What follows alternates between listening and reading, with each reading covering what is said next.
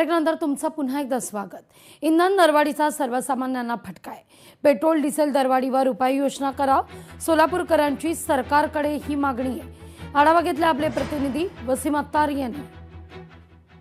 आखाती देशामध्ये कच्च्या तेलाचे भावामध्ये जे आहे ते वाढ झाली आणि याचा फटका जो आहे तो आता सर्वसामान्यांच्या पेट्रोल आणि डिझेलवरती जे आहे ते वाहन चालकांवरती होताना आपल्याला पाहायला मिळत आहे। आपण सध्या सोलापुरातील शहरात जो पेट्रोल पंप आहे त्या ठिकाणी आहोत। आपण जर या ठिकाणी दर जो पाहिला तर या ठिकाणी 1 लिटर पेट्रोल जे आहे ते 109 रुपये पॉइंट 11 पैसे जे आहे ते या ठिकाणी पेट्रोलचा भाव झाला। तर त्याचबरोबर डिझेलचा भाव देखील जो आहे तो 95 रुपये पॉइंट 70 पैसे असा झालेला। एकंदरीत पाहिलं गेलं तर एकूण 3 वेळा जे आहे ते पेट्रोल दरवाढ आणि डिझेल दरवाढ जे आहे ते या ठिकाणी होताना आपल्याला पाहायला मिळत आहे।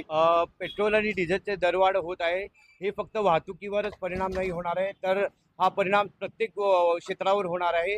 त्यामुळे हे युद्धजन्य परिस्थितीमुळे पण उद्भवलेलं आहे आणि मला वाटतं पेट्रोल आणि याचा तुटवडा जाणवतोय असं म्हणतायत। त्यामुळे हे होत आहे का हे आहे त्याप्रमाणे सगळ्यांसमोर आव्हान आहे की पेट्रोल आणि डिझेलचं बचत करावे, कारण दरवाढ खूपच होत चाललेली आहे आणि त्याचा परिणाम त्याचं आव्हान हे सरकारसमोर आणि नागरिकांसमोर आहे। इथं जर पहिलं गेलं तर पेट्रोल आणि डिझेलचे दरवाढ हे काय वारंवार जे आहे ते वाढत असल्याचं आपल्याला या ठिकाणी पाहायला मिळतं। त्यामुळे सर्वसामान्याला मोठा फटका जो आहे तो या ठिकाणी बसताना आपल्याला दिसतोय। वसीम अत्तार, लोकशाही न्यूज, सोलापूर।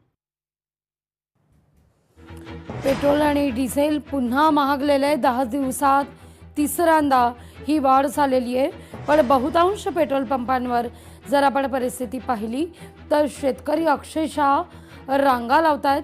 पण इथं पेट्रोल आणि डिझेल फार कमी प्रमाणात उपलब्ध होताना दिसतंय, कारण मोठ्या प्रमाणावर साठेबाजी केली जाते असा देखील एक अंदाज वर्तवला जातोय।